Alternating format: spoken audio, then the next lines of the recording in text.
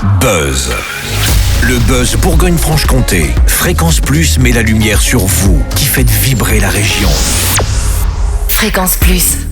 Lumière sur le Festival de la Paille qui promet une édition de légende cet été avant d'éteindre les projecteurs et de baisser le son.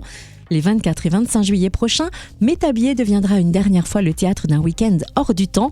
23 concerts sur 2 jours fidèles à l'esprit du festival pour honorer 25 ans de musique vivante, d'engagement bénévole et de passion collective. Sans plus tarder, coup d'œil sur l'affiche de cette dernière édition qui vient d'être dévoilée avec Aurélien Bouvray, programmateur du festival. Bonjour Aurélien. Bonjour à tous. Alors c'est vrai que c'est avec le cœur lourd qu'on emploie le terme dernière édition, car la paille fait partie du patrimoine culturel en Bourgogne-Franche-Comté. C'est un peu le petit frère avec qui on a grandi et on n'a pas envie de se perdre de vue. Heureusement, la programmation 2026 va resserrer nos liens, mais comment ? Quelles ont été les grandes lignes directrices pour construire cette édition de légende ?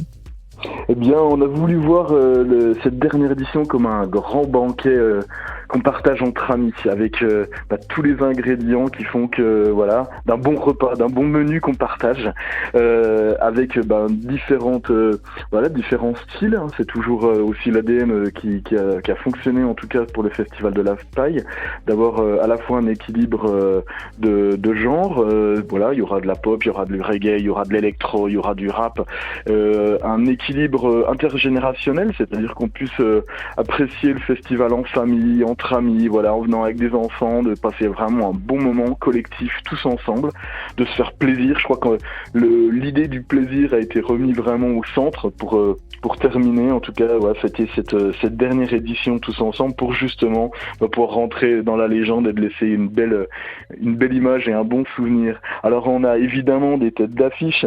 Justement, j'allais y venir puisque la programmation a été dévoilée jeudi dernier.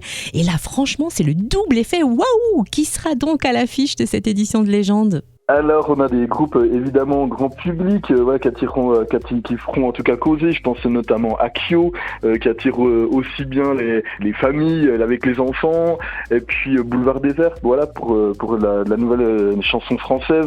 Mais également, on avait déjà annoncé Skip the Use dans un style beaucoup plus rock avec des amplis attaqués, et puis Bigger Ranks notamment, Lusa, et puis on annonce Mickey. Donc ça, c'est vraiment les nouvelles scènes et là les talents émergents qu'on aime faire découvrir.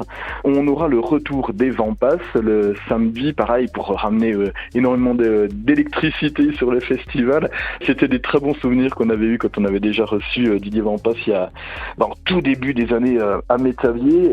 Ça nous fera encore énormément plaisir. On rajoute à ça du rap avec Youssoupha notamment, une création originale qui sera faite entre les 2 rappeurs bisontins Chao et Sinza. Il y aura évidemment du rock encore plus poussif avec les Fallen Leaves qui reviennent avec un album métal chanté en français, les Jurassiens et Londoniens de Dead Chic, du rock soit des 70s avec Damantra, de l'électro avec Follow, et puis des touches pareilles de jeunes pousses d'ailleurs à découvrir comme Alexandrie en pop, et puis Polygone également en électropop qui nous viennent eux de Besançon également. Mais on rajoute à ça beaucoup de dub parce que c'est vrai que c'est ce qui nous a été aussi demandé. On voit qu'il y a un intérêt des festivaliers de ce côté-là, et nous on a voulu aussi leur faire plaisir, évidemment. C'est ça, quand on est organisateur, on veut aussi faire plaisir à notre public, c'est le but. Donc on aura par exemple l'entourloupe, et puis on aura une belle fin aussi sur le camping avec beaucoup d'animations et des créations aussi qui sont assez exceptionnelles. Mais ça, je pense qu'on en reparlera d'ici l'été. Mais parlons-en maintenant, car la billetterie a ouvert et il semble plutôt raisonnable de tout de suite réserver ses places. Exactement, on a une billetterie, forcément, le fait d'annoncer aussi une dernière édition, c'est vrai que j'invite aussi tous ceux qui n'ont pas leur billet de le faire très vite. Les réservations se passent très bien, et à mon avis, il y a de très grandes chances qu'on soit complet bien avant l'événement. Donc ne tardez pas, en tout cas le camping aussi va être complet dans les jours qui viennent, je pense. Alors connectez-vous vite sur le www.festivalpaille.fr et l'association en charge du festival reste active. Il paraît même qu'il y aurait des projets musicaux dans les tuyaux. Il y a plein de projets, l'association ne s'arrête pas, il y a toujours beaucoup d'envie, on a envie de faire encore plein de choses, on fourmille d'idées nouvelles aussi. Maintenant, ce qu'on veut, c'est en tout cas se focaliser vraiment sur cette dernière édition et se laisser aussi le temps de faire mûrir un peu nos nouveaux projets. Mais oui, il y a d'autres choses, on en reparlera.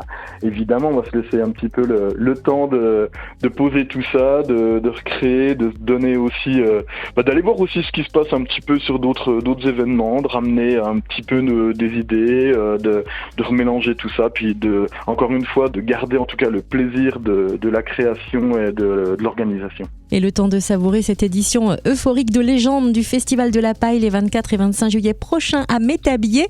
Merci d'avoir été notre invité Aurélien Bouvray, programmateur du festival. Merci beaucoup. C'était le Buzz Bourgogne-Franche-Comté. Fréquence Plus met la lumière sur vous, qui faites vibrer la région. Fréquence Plus.